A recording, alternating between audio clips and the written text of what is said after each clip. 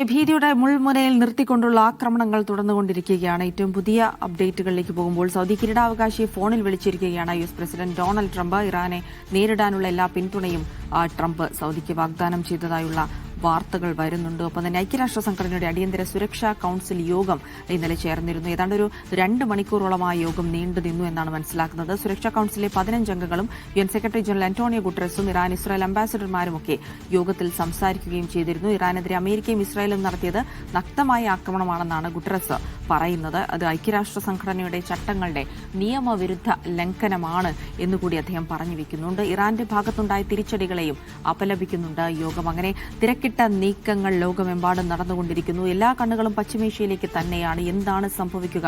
ഇപ്പോൾ നടക്കുന്ന ആക്രമണങ്ങളുടെ തുടർച്ചയായുള്ള ആക്രമണങ്ങൾ ഉണ്ടാകുമോ? എങ്ങനെ ഈ സംഘർഷം ലഘൂകരിക്കാൻ കഴിയും? ഇത്തരമൊരു സംഘർഷം തുടർന്നു കൊണ്ടുപോകാൻ ഒരു ലോകരാഷ്ട്രങ്ങളും ആഗ്രഹിക്കുന്നില്ല എന്നുള്ളത് തന്നെയാണ്. വലിയ പ്രത്യാഘാതം ഉണ്ടാക്കാവുന്ന ആക്രമണം അത് പശ്ചിമേഷ്യയിൽ മാത്രമായി ഒതുങ്ങുന്ന പ്രത്യാഘാതവുമായിരിക്കില്ല. ലോകമെമ്പാടും വലിയ പ്രത്യാഘാതം ഉണ്ടാക്കാവുന്ന ഈ ആക്രമണത്തിന്റെ ഭാഗമായി എന്ത് തന്നെ ഇനി സംഭവിക്കും എന്നുള്ളത് തന്നെയാണ് ഏറ്റവും അധികം ചർച്ച ചെയ്യപ്പെടുന്നത്. വി.കെ. സുഹൈലുണ്ട്. സുഹൈൽ, ഒരു യുദ്ധം തുടങ്ങി വച്ചിരിക്കുന്നു ഇന്നലെ. അത് എങ്ങനെ അവസാനിപ്പിക്കണം എന്നുള്ള ഒരു പ്ലാൻ ഒരുപക്ഷെ തുടങ്ങി വെക്കുമ്പോൾ യു.എസിനും ഇസ്രായേലിനും ഉണ്ടാകും. പക്ഷേ പലപ്പോഴും പല യുദ്ധങ്ങളും നമ്മൾ കണ്ടിട്ടുള്ളതാണ്. പലതും തുടങ്ങി വെക്കുമ്പോൾ ഈ തുടങ്ങി വെച്ച ആളുകൾ പോലും വിചാരിക്കാത്ത തലങ്ങളിലേക്ക് അതിനെ കൊണ്ടുചെന്നെത്തിക്കാനും അതിന്റെ വ്യാപ്തി അത് വിചാരിക്കാത്ത ഇടങ്ങളിലേക്ക് പോകാനും സാധ്യതയുണ്ട്. അമേരിക്ക ഈ ഇസ്രായേലും ഇത്തരം ഒരു ആക്രമണം തുടങ്ങി വെക്കുമ്പോൾ എന്താണ് പദ്ധതി ഇട്ടിരുന്നത്?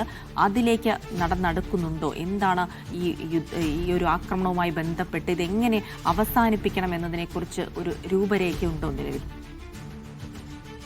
ജിൽസി, ഈ യുദ്ധം തുടങ്ങുന്നതിന് മുമ്പ് തന്നെ യു.എസ്. പ്രസിഡന്റ് ഡൊണാൾഡ് ട്രംപ് കണക്ക് കൂട്ടിയ കുറച്ച് കാര്യങ്ങളുണ്ട്. 2-3 കാര്യങ്ങൾ ഉറപ്പാക്കണം എന്നുള്ളതാണ് ട്രംപ് പെന്റഗണിനോട് പറഞ്ഞത്. ഒന്ന്, ഈ യുദ്ധം ദീർഘകാലത്തേക്ക് പോകില്ല എന്ന് ഉറപ്പാക്കുക എന്നുള്ളതാണ്. ദീർഘകാലം എന്ന് പറയുമ്പോൾ അമേരിക്കയിൽ നമുക്കറിയാം, ഡൊണാൾഡ് ട്രംപ് പലതവണ മുമ്പുള്ള പ്രസിഡന്റുമാരെ വിമർശിച്ച കാര്യം, ഇറാഖ് യുദ്ധമാവട്ടെ, അഫ്ഗാനിസ്ഥാൻ യുദ്ധമാകട്ടെ, അവിടെയൊക്കെ കുറേയേറെ സൈനികരെ കൊല്ലപ്പെടുന്ന, അമേരിക്കയുടെ സമ്പത്തും അമേരിക്കയുടെ ആയുധവും അങ്ങനെ നശിക്കുന്ന ഒരു യുദ്ധം അതൊരിക്കലും പാടില്ല എന്നുള്ളത് ഡൊണാൾഡ് ട്രംപിന് നിർബന്ധമായിരുന്നു.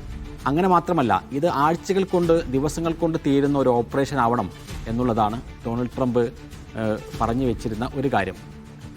മറ്റൊന്ന്, ഈ സമയത്തിനുള്ളിൽ അവിടെ അവരുടെ ശേഷി തകർക്കാൻ, സൈനിക ശേഷി തകർക്കാനുള്ള പ്രധാനപ്പെട്ട സംവിധാനങ്ങൾ നമുക്കുണ്ട് എന്നുറപ്പാക്കുക, മിസൈൽ ശേഖരങ്ങൾ തകർക്കുക. മൂന്നാമത്തേതായി അവിടെ ഒരു ഭരണമാറ്റം ഉണ്ടാകും എന്നുള്ളതിന് CIA ഉറപ്പ് നേടുക. ഈ ലക്ഷ്യങ്ങൾ നേടിയാൽ മാത്രമേ, അല്ലെങ്കിൽ ഇത്തരമൊരു ഉറപ്പ് ഗ്യാരണ്ടി കിട്ടിയാൽ മാത്രമേ അത്തരം യുദ്ധത്തിലേക്ക് പോകാൻ സാധിക്കൂ എന്നുള്ളതാണ് പറഞ്ഞത്. അപ്പോൾ ആ ഒരു ഉറപ്പ് പെന്റഗൺ നൽകിയതിൻ്റെ അടിസ്ഥാനത്തിൽ, CIA സപ്പോർട്ടിൻ്റെ അടിസ്ഥാനത്തിൽ തന്നെയാണ് ഈ ഒരു ആക്രമണം നടന്നിട്ടുണ്ടാവുക. അപ്പോൾ അതിലേറ്റവും പ്രധാനപ്പെട്ട ഒരു പോയിന്റ് എന്ന് പറയുന്നത് ഡീക്യാപിറ്റേഷൻ ആണ്. അതായത് അവിടെയുള്ള നേതൃത്വത്തെ തകർക്കുക എന്നുള്ളതാണ്. അതിൽ സുപ്രധാനമായിട്ടുള്ള ഒരു ലക്ഷ്യം ഖാംനായി തന്നെയാണ്. ഖാംനായിയെ വധിച്ചാൽ ആ ഒരു പ്രധാനപ്പെട്ട ലക്ഷ്യം നേടാൻ സാധിക്കും. മറ്റൊന്ന്, പ്രസിഡന്റായിട്ടുള്ള മസൂദ് പെസഷ്കിയാനെ വധിക്കുക. ഈ 2 ലക്ഷ്യങ്ങളാണ് എന്നാണ് നമുക്ക് മനസ്സിലാക്കാൻ സാധിക്കുന്നത്. പക്ഷേ അതോടൊപ്പം ഇപ്പോൾ അമേരിക്കയിൽ നിന്ന് തന്നെയുള്ള യുദ്ധ വിദഗ്ധരൊക്കെ പറയുന്നത്, ഈ ഖാംനായി കഴിഞ്ഞാൽ ഏറ്റവും രണ്ടാമത്തെ ഒരു ടാർഗറ്റ് എന്ന് പറയുന്നത് അലി ലാരിജാനി ആണ് എന്നുള്ളതാണ്.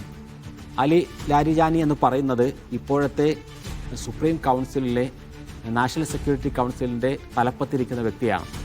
ഇപ്പോൾ ടൈംസ് ഓഫ് ഇസ്രായേൽ റിപ്പോർട്ട് ചെയ്യുന്നത്, അലി ലാരിജാനിയുമായി നേരിട്ട് കൂടിക്കാഴ്ചകൾ നടത്തിക്കൊണ്ടിരിക്കുന്ന സമയത്താണ് തങ്ങൾ ഖാംനായിയെ വധിച്ചത് എന്ന് ഇസ്രായേലി ഉദ്യോഗസ്ഥർ പറയുന്നു എന്നുള്ളതാണ്. അങ്ങനെയാണെങ്കിൽ ആ അറ്റാക്കിൽ തന്നെ അടുത്ത ഒരു ലെയറിൽ തന്നെയുള്ള ആളുകളെ പോലും വധിക്കാൻ സാധിച്ചിരിക്കുന്നു എന്നാണ് ഇസ്രായേലി പക്ഷത്ത് നിന്നുള്ള ആളുകൾ പറയുന്നത്. അപ്പോൾ നേരത്തെ തന്നെ ഈ ഒരു യുദ്ധമുണ്ടായിക്കഴിഞ്ഞാൽ ആര് കൊല്ലപ്പെടും, അങ്ങനെ ഒരാൾ കൊല്ലപ്പെട്ട് കഴിഞ്ഞാൽ പിന്നീട് ആര് വരണം എന്നൊക്കെയുള്ള ഒരു 3-4 ലെയർ ഉണ്ടാക്കി വെച്ചിട്ടുണ്ട് എന്നാണ് ഇറാൻ വിദഗ്ധരായിട്ടുള്ള ആളുകളെല്ലാവരും പറയുന്നത്. ഒരാൾ കൊല്ലപ്പെട്ട്, ഇപ്പോൾ ഖാംനായി കൊല്ലപ്പെട്ട് കഴിഞ്ഞാൽ അടുത്തത് ആര് വരണം, അതിനുശേഷം ആര് വരണം എന്നുള്ള ഒരു ലെയർ അവിടെയും ഒരു സുപ്രീം ലീഡർ തലത്തിലും, അതേപോലെ തന്നെ ഭരണ സംവിധാനത്തിൽ ഒരു പ്രസിഡന്റ് കൊല്ലപ്പെട്ട് കഴിഞ്ഞാൽ ആര് വരണം, പിന്നീട് ആര് വരണം, അങ്ങനെയുള്ള ഒരു 4 ലെയറിലുള്ള ആളുകളെ നേരത്തെ തന്നെ ഖാംനായുടെ നേതൃത്വത്തിൽ മീറ്റിംഗ് ചേർന്നുകൊണ്ട് നിരന്തരമായ ആലോചനകളിലൂടെ ഉണ്ടാക്കി വെച്ചിട്ടുണ്ട് എന്നാണ്. അപ്പോൾ അതിൽ ഒരു അടുത്ത ലെയറിൽ വരുന്ന പ്രധാനപ്പെട്ട ഒരു നേതാവാണ് അലി ലാരിജാനി എന്ന് പറയുന്നത്.